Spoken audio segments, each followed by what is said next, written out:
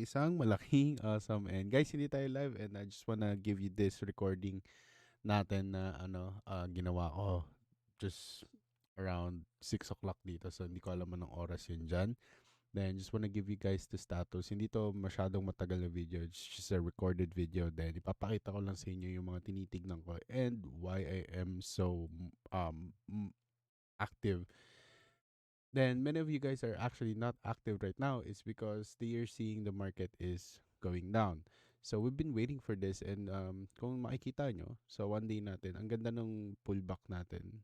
Then nag-bounce agad tayo ng matindi dito sa may 60 to 600. So binigyan ko kayo ng mga key levels sa papasukin natin. Kung manonood kayo or papanoorin nyo ulit yung mga previous lives natin, may mga linya ako dito na nilagay doon sa previous lives. So hindi nga lang dito sa charting dito under KuCoin, but you will be able to see it if you will go back to that live. So, key levels natin na tinitignan or napaka-importanting levels natin is yung ating 62K, then meron tayong 60K, then yung ating 58K, which is because of this one, which is this one. So, now, ito yung ina-anticipate natin yung market. So, before halving, we know, we've been talking about this, then babalik tayo sa taas, then let's see if what will happen, then we'll go down to retrace the 60K.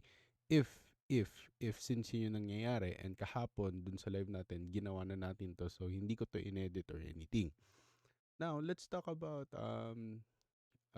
yung nangyayaring dump ngayon. So marami nagtatanong bakit po tayo nagda-dump, is this going to continue, tutuloy po ba ito? Then ito lang yung masasabi ko guys.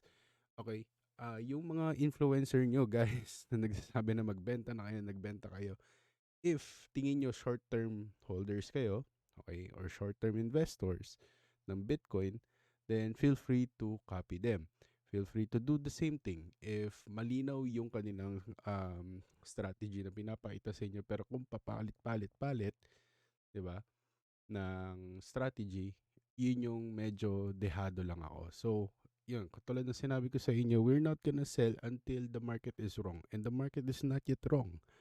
Okay? And we will make sure to stick to the plan. So we will just follow yung ating portfolio booking natin or yung ating profit booking na document na binigay ko sa inyo doon sa previous live.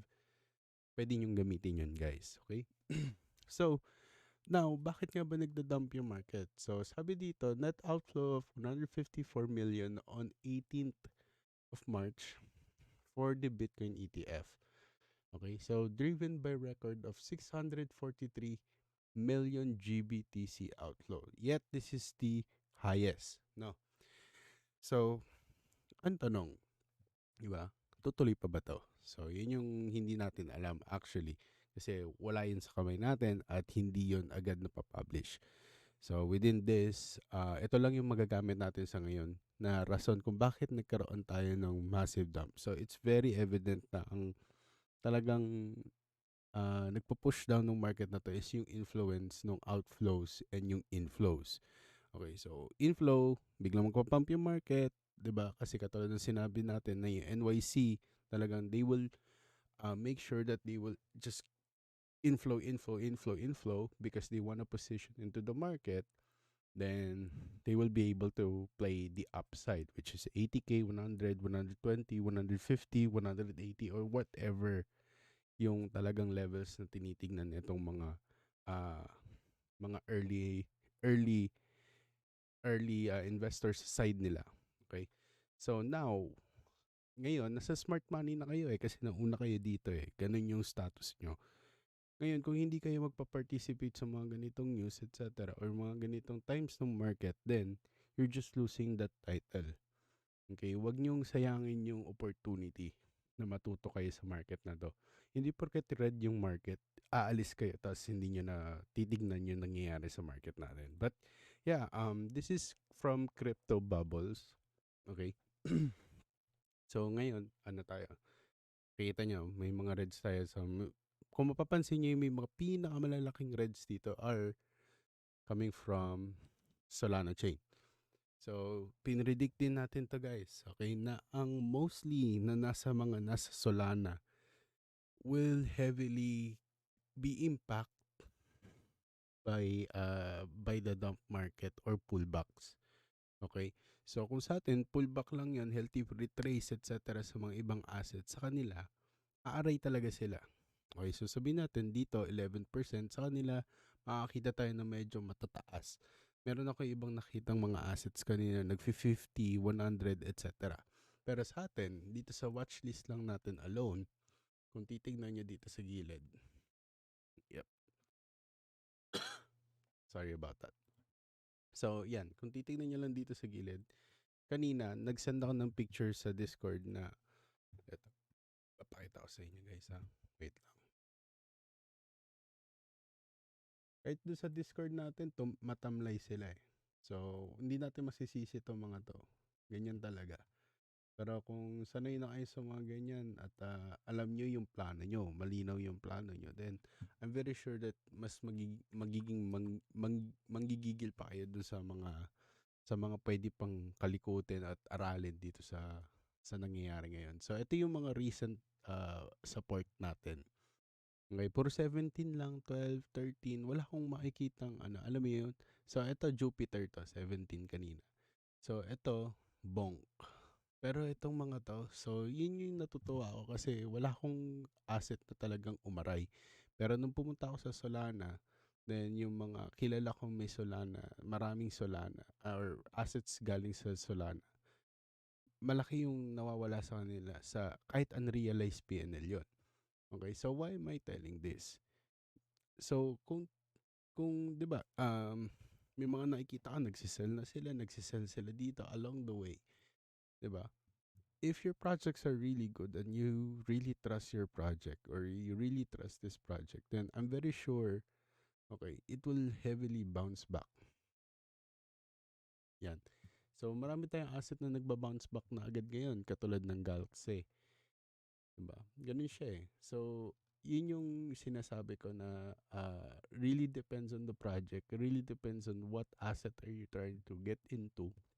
Tapos, binibili mo lang ba yan kasi because hina-hype ka, hype ka, etc. So, ito yung mga key levels natin dati. Kung maalala nyo, tinry ko to i-chart. Then, ngayon ko lang ulit to binalikan tong charting natin dito.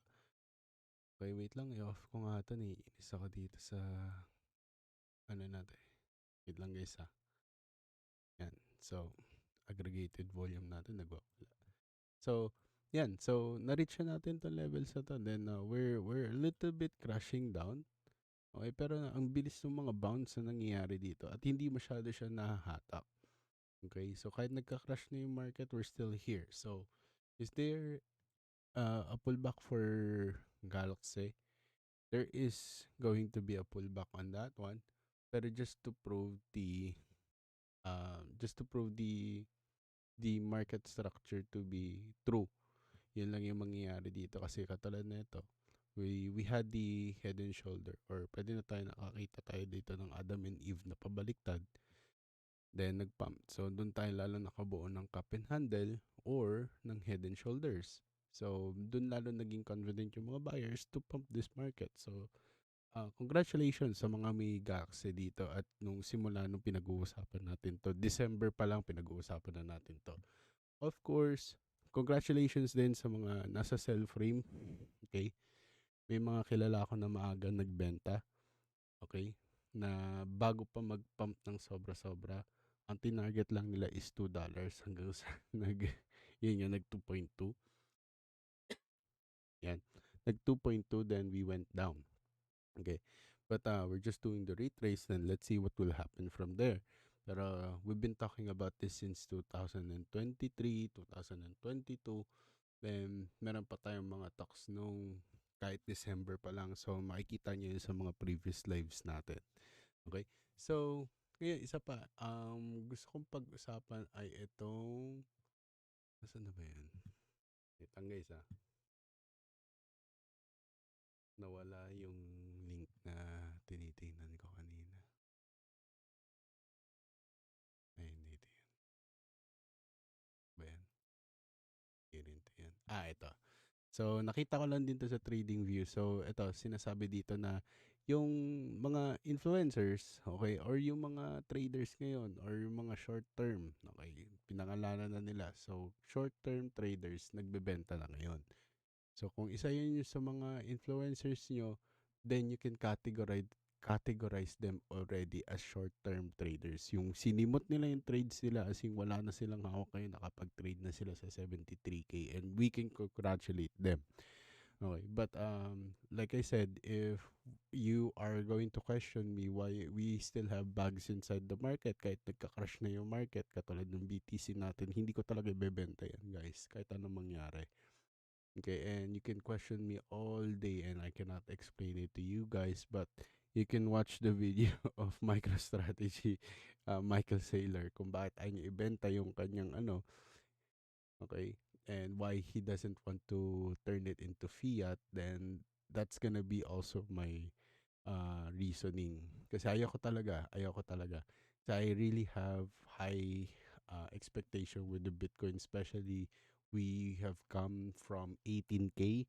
18K tayo. So bakit ko ibebenta? We're still on a profit kahit nagka-crash yung market. So doon mo malalaman na itong mga influencers na to were just like hype with the Bitcoin of what is happening.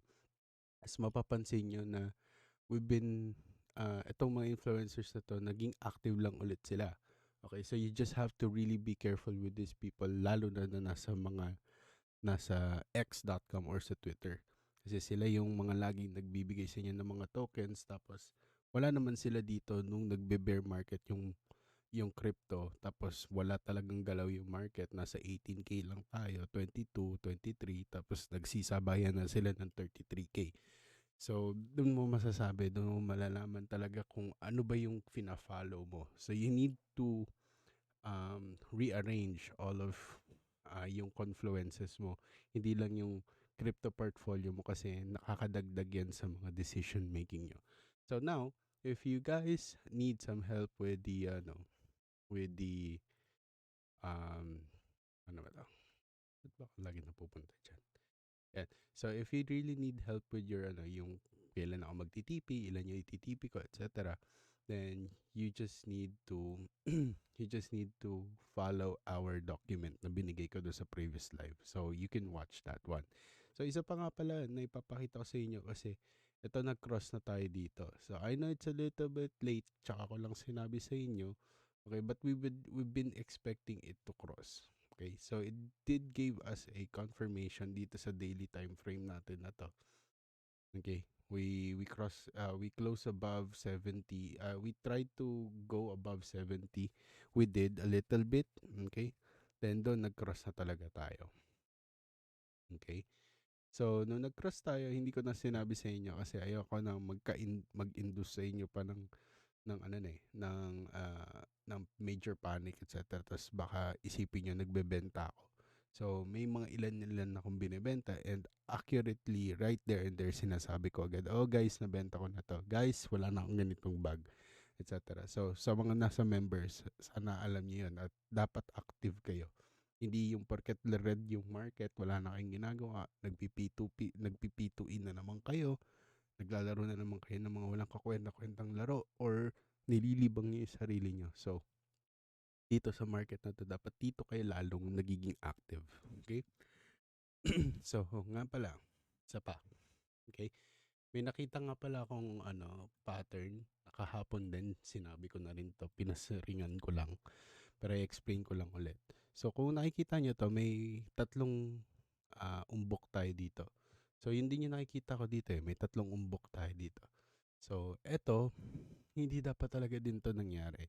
Okay? Kahit sa MVRVZ, yun din ang sinasabi niya. Okay? Na si MVRVZ, sinasabi na hindi dapat din to nangyari kasi we should be recovering here already, and this is the dump. But the market is so generous to give you time na makapasok ulit sa market. Kaya ang nangyari is we had a double bottom. So dapat nga ito double bottom na to Pero si MVRVC, yan sinasabi niya, this is a double bottom. But let's just stick to what the MVRVC is saying. So now, ito na. Meron na tayong tatlong umbok dito. Okay, I know.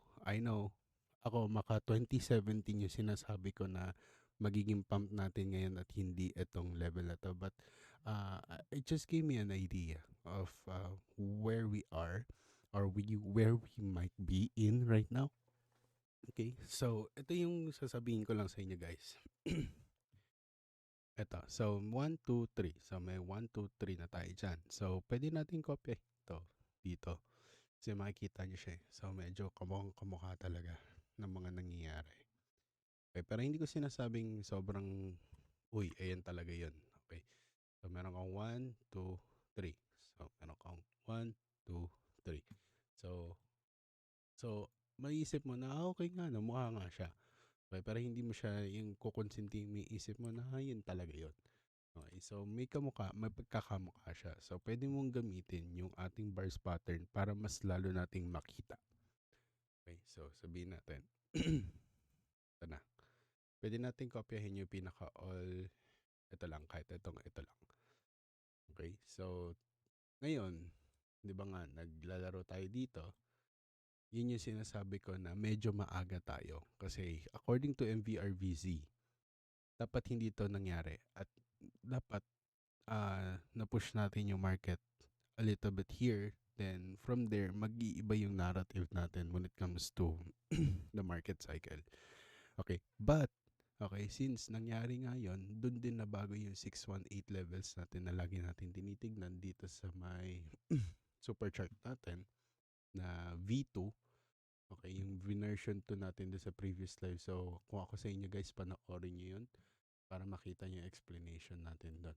Okay, so ito yung 2014-17 natin, di ba? Which is yung ginagaya natin kung bakit siya nandito at hindi siya nandito sa gitna. Kasi ito talaga yung gusto kong gayahin. Okay, so now, just wanna show you this one guys. Okay, ito yung mga key levels na talagang gusto kong mangyari because yun yung mga nangyari dun sa mga previous times. Okay, so dito, hindi pa natin nare-reach yung 618 ulit. Pero dito sa previous time, okay, na nung na-reach natin yung 0.382, we tried to, wait lang. Itong 0.382, we tried to go down a little bit closer to 0.618. Pero dito sa 0.618 natin dito for 2017 or 2014 to 17, we really did went down after we reached the 0.382 back to 0.618. Okay, so why is this important? It's because this is just to respect the current pump of the market. Okay, so so ito lang yung mapupuri ko dito guys. Itong double bottom dito, kamukha kamukha na itong bottom na to. Pero ang nakakalito dito kasi, etong tatlong umbok dito, kamukha lang din nito. So hindi ko alam kung ano yung susundin at the latter part or are we going to do a very different thing this time. So ang nagmumukha lang para sa akin is ito sa 2017, ito. Okay, kasi nandun na nga tayo pero medyo nasa below lang tayo kasi ito nasa 618, ito nasa ibabaw ng 618. So ang tanong ko sa market ngayon is itong 618 na ba to? Ito ba yan? Tsaka ito yan. Yun yung tanong ko. Kaya ang gagawin natin ngayon, pagkukumparahin lang natin. So kung si 2017, si 2000 level na to. Okay? Kinuha ko lang siya. Kinuha lang natin. Tingnan natin kung saan tayo makakarating. Okay, so probably we are at this level right now. So ito na yan. Tapos may nakikita tayong level dito na naggaganyan. So pwede tayong maiwan kung mag-pump to tapos mag-dump ulit pabalik sa 60 somewhere else, etc. But tingin ko hindi to mangyayari. Yun yung point ko dito. Tingin ko hindi to mangyayari kasi nandito tayo sa level ng halving. So the market is always generous. It will just try to pull back tsaka tayo magre-recovery. Then we'll see a cup and handle, pero I don't wanna assume the structure. But let's see what happens if the market is going to copy yung 2000 pump natin, 2017 pump natin. Okay, so kung balik tayo sa index, off ko lang tong yung VRVC, itong aggregated natin. So, makikita nyo, hindi ko binabago yung mga charting natin. Pero ngayon, babaguhin na natin. Okay, so, kala ko magdadam tayo dito, tsaka tayo papasok. Dito tayo nagkamali, di ba? Ito yung sinabi ko na magkakamali tayo. Somewhere here. Then, nag-dump. So, yun yung sinabi ko, 48K. Pag nag-48K, bebenta natin. Kasi we'll just try to play a new cycle here. Pero hindi nangyari. But, yan. I-delete natin.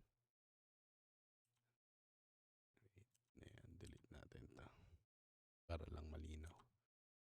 Okay, so, ngayon, kokopyahin natin yung level naman ng ito. Okay. So, wait lang. Ito ba yan? Ito. Ay, hindi. Wait lang. Mahirap kasi ito pag wala sa 618. Teka lang. Kopyahin natin yung pinaka 618 na ito. Ito. So, bale, August 20. Sige, kokopyahin natin August 20 natin, guys. Ng 2017.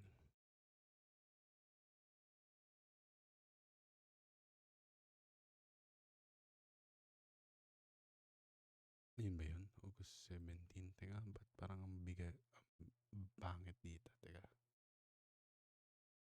August 2016. Okay, so ito, guys.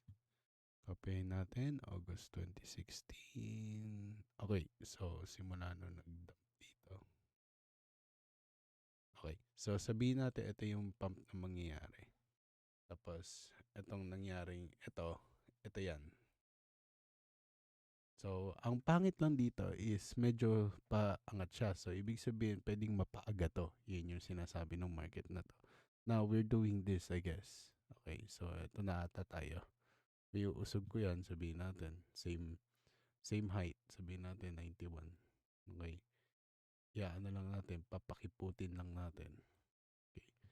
So, you should not be doing that, pero gusto ko lang ipakita sa inyo sa picture. Okay?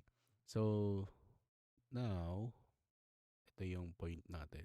Since umaangat tayo, okay, nakakita tayo na medyo kamukha nga talaga. Then, but hindi natin gustong konsintihin yung sarili natin para magawa yan. So, meron tayong levels na sinasabi na 52K nung last lives natin, di ba? So, nangyayari na siya. Nangyayari na naman. So, let's see. Okay, let's see. Napapakita na naman siya pero magiging strict lang tayo sa mga buying zones natin na sinabi ko. Okay, meron tayo may 62K tayo, 60K. Tapos, meron tayong levels for 58 at 54.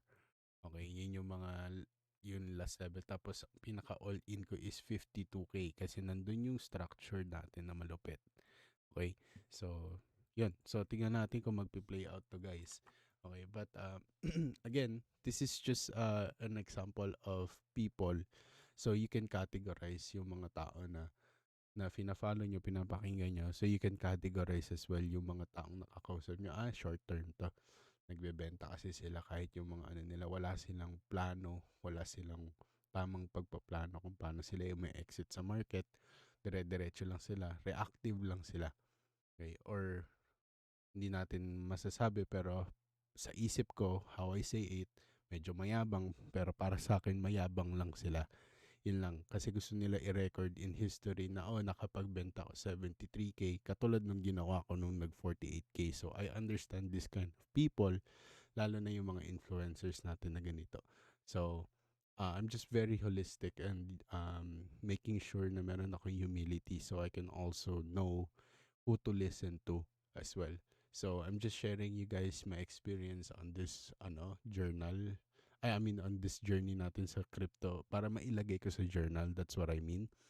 Then, nagbabasa ako ng maraming mga narratives ngayon. So, marami akong nakikita but strongly agree ako sa mga nagsasabi sa VC, sa mga venture capitals na they're looking into Ethereum recently. So, I think, okay, magpapakawala ako ng research paper about dun sa Ethereum natin na research. Itutuloy ko yung Dencun research natin kasi part 2 na yun. So, baka i-close ko siya sa part 3. na iko-conclude natin na may potential mega altcoin season above after months, after few months of halving. So sabi natin tapos na yung halving, makakita tayo ng post-halving effect. Tapos after few months or 3 months, makikita natin yung market na nasa bottom, nagbo-bottoming, tapos makakita tayo ng bull run talaga na malupit. So titingnan natin yun. Okay? Pero pag sinabi kong bear market or bottoming doon sa market na yun, pwede yung bottoming natin is nag-trace na tayo sa 80K tapos we're just retracing 72 or sabihin natin nag-bottom tayo sa 64 ulit tapos biglang makakita tayo ng all-time high ulit ng mga na potential all-time high. So, pwedeng mangyari yun. Okay, so yun lang din yung research nun dito. Okay, so I hope you guys you can follow this CryptoQuant kasi mabilis sila magbigay ng news. So, bagong pa ni news nito ni News BTC, nasabi na ni CryptoQuant. So, yun lang. Yun lang guys. Wala na ako masyado sasabihin sa inyo. So, I hope you guys huwag kayong masyadong emotional sa trades nyo. Then, more on read, magbasa kayo para mas mapagtibay nyo yung mga decision makings nyo sa mga upcoming price movement ni BTC. But yeah, chismis lang lahat ng yun. Kailangan nyo pa rin aralin, planuin, at kilusan. At sa gayon, ang lahat ng ito ay ating makamtan. At syempre, stay awesome. Goodbye, guys.